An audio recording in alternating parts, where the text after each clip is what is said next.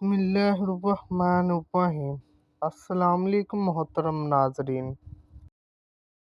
नबी अकरम सल्लल्लाहु अलैहि वसल्लम ने फरमाया, सबसे बेहतर दिन जिसमें सूरज निकला जुमा का दिन है।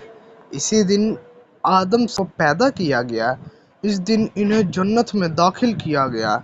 इसी दिन इन्हें जन्नत से निकाला गया और क़यामत भी इसी दिन कायम होगी। जामिया तिरमिज़ी हदीस नंबर 488।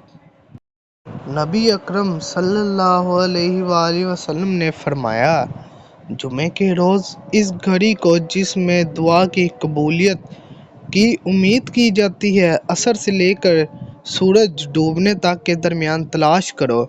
जामिया तिरमिज़ी हदीस नंबर 489।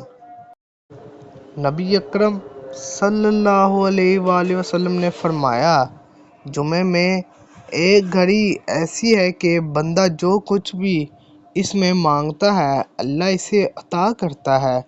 लोगों ने अर्ज़ किया, अल्लाह के रसूल, ये कौन सी घड़ी है? आपने फरमाया, नमाज जुमा खड़ी होने के वक्त से लेकर इससे पलटने यानी नमाज ख़त्म होने तक है। जामिया तिरमिज़ी हदीस नंबर 490। जुमे के रोज़ खुतबा दे रहे थे कि इस दौरान सहाबा में से एक शख्स मस्जिद में दाखिल हुए तो उमर रज़ी अल्लाह अन्हा ने पूछा, ये कौन सा वक्त है आने का?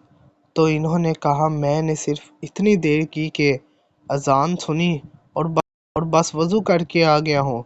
इस पर उमर रज़ी अल्लाह अन्हा ने कहा, तुमने सिर्फ वज़ू ही पर अक्तफ़ा किया, हालांकि तुम्हें मालूम है कि रसूलुल्लाह सल्लल्लाहु अलैहि वसल्लम ने गुस्ल का हुक्म दिया है।